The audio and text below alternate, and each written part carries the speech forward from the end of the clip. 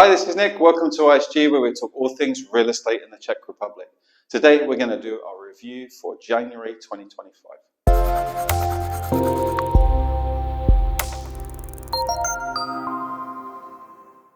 Prices in Prague rose around 1.5% for the month of January.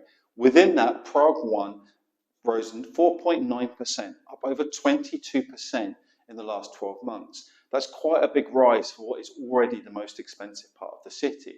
What that shows you is there's a lot of people with very big budgets that are purchasing property. So maybe those who don't necessarily need mortgages or can finance elsewhere, or maybe aren't too worried about that because they're very high earners. But we're definitely seeing that big properties, or expensive properties at least, per square meter are changing hands. Across the country, the average price rise was around 1%. In Liberec, we saw the prices rise by 4.6%, which now annually is up over 30% compared with this time last year. So again, we're seeing some big rises in different areas and overall quite high averages of things increasing month on month. Rents in Prague also continue to rise, up 0.7% for the month of January. However, across the country, the average was flat at 0. The average interest rate stayed around 5.1% for the month of January. We saw a very small decrease in those rates after we saw the Czech National Bank in December decide to keep rates exactly the same.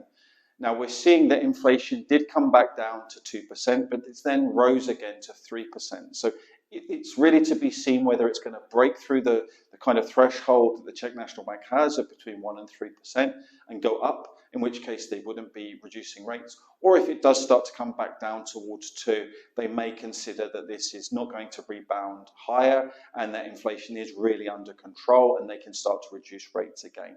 However, from what we've seen in terms of wages going up, in terms of a lot of services going up, we're starting to see that that's not really what's happening.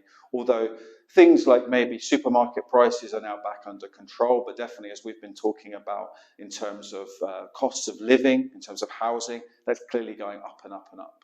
Thanks very much for watching, and see you again soon.